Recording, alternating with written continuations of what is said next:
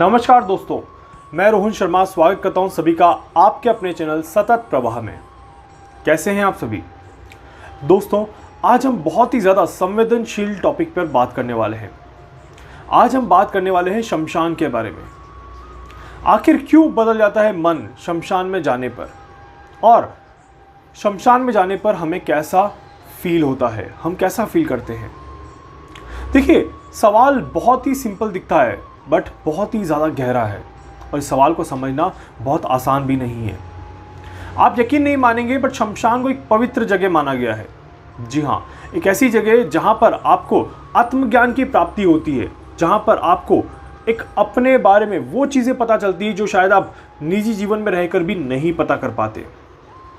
जी हाँ, इसीलिए शमशान का अपने आप में एक बहुत बड़ा महत्व होता है। आध्यात्म की राह में शमशान का बहुत बड़ा महत्व है। इसीलिए आप सभी ने देखा होगा जब भी कोई साधु, सन्यासी, अघोरी जब भी ये तत्वज्ञान की प्राप्ति करना चाहते हैं या आध्यात्म की प्राप्ति करना चाहते हैं या आध्यात्म की शुरुआत करना चाहते हैं, तो ऐसा कहा जाता है कि पहली शुरुआत शमशान से करनी चाहिए। अगर आपने शमशान से शुरुआत करी है तो ही आप आध्यात्म के ज्ञान को प्राप्त कर पाएंगे, अदरवाइज उस ज्ञान को प्राप्त करना आपके लिए अत्यंत कठिन हो जाता है। इसीलिए जब भी कोई योगी अपने जीवन की शुरुआत करता है तो वो सबसे पहले कुछ समय शमशान में बिताता है, मृत्यु को अपने समक्ष देखता है, और उसके बाद मृत्यु को जब अपने समक्ष देखता है तो वहाँ पर चीज़ें किस तरह से उसके मन में प्रतिक्रियाएं होती हैं, उन प्रतिक्रियाओं को धीरे धीरे वो मारता है, और उसके बाद एक नश्वर प्रवृत्ति का वो बन जाता है।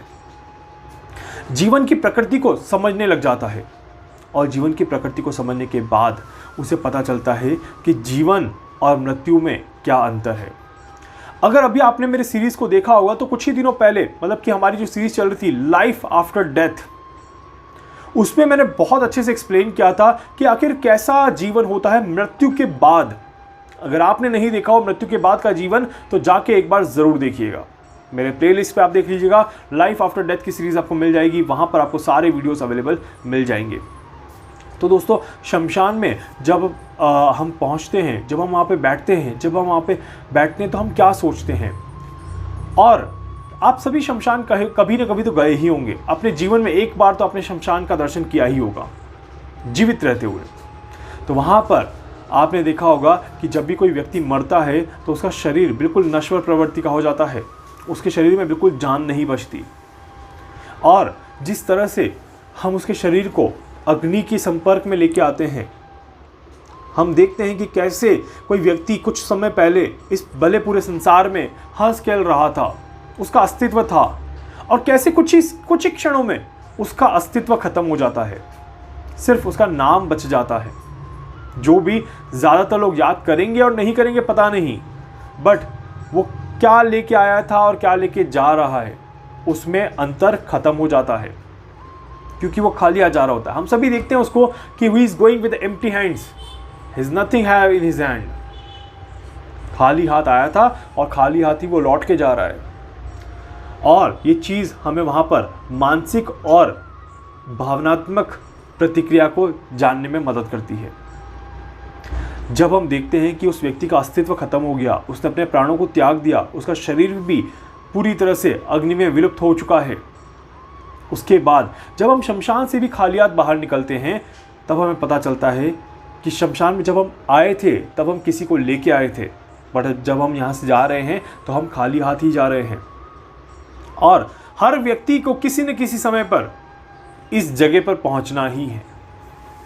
तो वहां पर जब व्यक्ति बैठता है तो उसे आत्मज्ञान की प्राप्ति होती है, आध्यात्म के ज्ञान की प्राप्ति होती है।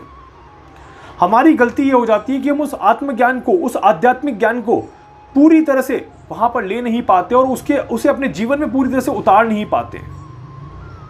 इस कारण से हमारा शरीर हमें प्रेरित तो करता है, हमारा मन हमें प्रेरित तो करता है, पर वो हम तक पहुंच नहीं पाता या स्टेबल हमारे साथ रह नहीं पाता, और उसके कारण से कहीं ना कहीं हमारे लिए चीज़ें अगेन थोड़े समय बाद कठिन हो जाती है। आप देखिएगा, आप सभी ने महसूस भी किया होगा कि घर आने के कुछ समय बाद तक तो आपको वो जीवन, वो समय, वो चीज़ें, वो दृश्य अपने दिमाग में रहते हैं। उसके बाद जैसे ही आप फैमिली में आते हैं, आप सारी चीज़ों को वापस से भूल जाते हैं।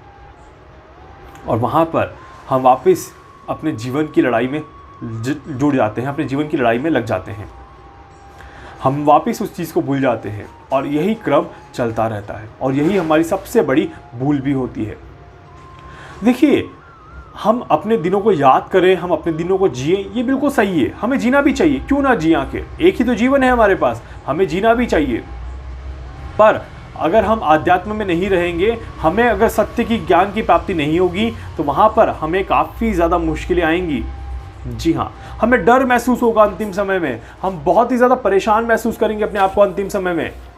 और आप एक चीज़ ध्यान रखिएगा, आप जब शमशान पहुँचेंगे तब आपको ज्ञान भी नहीं होगा कि आप शमशान में पहुँच चुके हैं।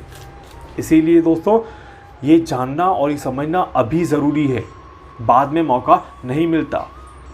बाद में तो जीवन और कठिन हो जाता है। मैं बार बार कह रहा हूँ कि बाद का जीवन और कठिन हो जाता है। इसीलिए यहाँ पर बहुत मुश्किल होता है उस समय को पार करना, अपने आप को आध्यात्म में रखना, अपने आप के लिए चीज़ों को अच्छा सोचना। हर व्यक्ति का मन कहीं ना कहीं बदल सा जाता है। एक चुप्पी सी रहती है शमशान में, जो कि नॉर्मल जीवन में हम शायद नहीं देख पाते। हम एक अफसोस में रहते हैं कि ये व्यक्ति ये संसार छोड़ के चला गया, और उस अफसोस के बाद हम आगे उसमें कुछ भी नहीं कर पाते। ना तो हम उसकी मदद कर पाते हैं, ना हम उसके वापस ला के अपने जीवन में शामिल कर पाते हैं, ना ही हम किसी भी तरह से उसे रोक पाते हैं। इसीलिए कहा गया है कि जाने वाले को कोई भी नहीं रोक सकता है, जाना तो निश्चित ही है, आपको जाना ही पड़ेगा। मृत्यु अटल है, अटल सत्य है मृत्यु। इसीलिए एक कड़वा सत्य भी कहा जाता है मृत्यु। हर व्यक्ति चाहता है कि वो इस कड़वे सत्य को ना एक्सेप्ट करे, बट आप चाह के भी इससे दूर नहीं रह सकते। इसीलिए यहाँ पर ये समझना और ये जानना बहुत ज़्यादा ज़रूरी है कि आत्मज्ञान को प्राप्त करना है तो मृत्यु को स्वीकारना ही होगा। जब आप मृत्यु को स्वीकार करते हैं तभी आत्मज्ञान आपको मिलता है। जब आप बहुत ज़्यादा बीमार हो जाते हैं तब डॉक्टर कहता है कि अब कोई उम्मीद नहीं बची, और तब हमें पता चलता है कि अब तो मैं जाने वाला हूँ, अब हमें अच्छे कर्म करने चाहिए, अब मुझे अच्छा कार्य करना चाहिए। गलत कर रहे हैं आप। अगर ऐसा सोच रहे हैं, ऐसा अपने जीवन में ला रहे हैं तो गलत कर रहे हैं। कभी भी ऐसा देखा है क्या कि एग्जाम से एक दिन पहले पढ़ के अच्छे नंबरों से पास हो जाओ? बहुत रेयर होता है, बहुत मुश्किल से होता है, नहीं ही होता है। आप सभी को रेगुलर स्टडी करनी पड़ती है। इसी तरह से आप सभी को हर दिन अपने आप को आध्यात्म में लगाना चाहिए, तभी जाके आपको तत्व ज्ञान की प्राप्ति होती है, तभी जाके आपको आत्मज्ञान की प्राप्ति होती है। अदरवाइज आपको आत्मज्ञान की प्राप्ति नहीं होगी। तो इसीलिए दोस्तों, जब जब हम शमशान में जाते हैं तब तब हमारा शरीर हमें प्रेरित करता है, उस आत्मज्ञान को प्राप्त कर लो, उस तत्व ज्ञान को प्राप्त कर लो, अपने आप को आध्यात्म में मिला लो, ईश्वर की शरण में रखो अपने आप को, तो आपके लिए अच्छा रहेगा। नहीं तो समय बड़ा कठिन है और समय बड़ा बलवान है। और आप अगर अभी ही, वो कहते हैं ना, जब जागो तभी सवेरा, और अभी भी अगर आप नहीं जागोगे तो फिर ये रात जो रहेगी आपकी, ये बड़ी ही काली, बड़ी ही गहरी, बड़ी ही अंधकारमय रहेगी। इसीलिए अपने जीवन में थोड़ा सा उजाला लाएं और अपने जीवन को आध्यात्म के ज्ञान में थोड़ा सा विलीन करें। आप सभी को बहुत ज़्यादा अच्छा लगेगा। उम्मीद करता हूँ आप सभी को ये वीडियो समझ में आया होगा, और इस वीडियो के माध्यम से जो बात मैं आपको कहना चाह रहा हूँ वो बात आप सभी महसूस भी करेंगे। अगली बार जब जब आप शमशान में जाएंगे तो इस चीज़ को नोट करिएगा, इस ज्ञान को फील करिएगा, अपने शरीर के वाइब्रेशन को फील करिएगा। आपको पता चलेगा कि किस तरह से चीज़ें चलती हैं। उम्मीद करता हूँ वीडियो आपको अच्छा लगा होगा। वीडियो को लाइक कर दीजिए, चैनल को सब्सक्राइब कर दीजिए, बेल आइकन पे क्लिक कर दीजिए। इसके अलावा अगर आप मुझसे कुछ पूछना चाहते हैं, कुछ जानना चाहते हैं, अपनी कुंडली का एनालिसिस करवाना चाहते हैं, आप मुझसे संपर्क कर सकते हैं। मैं पूरी कोशिश करूँगा आप सभी की हर संभव मदद यहाँ पर कर सकूँ। धन्यवाद।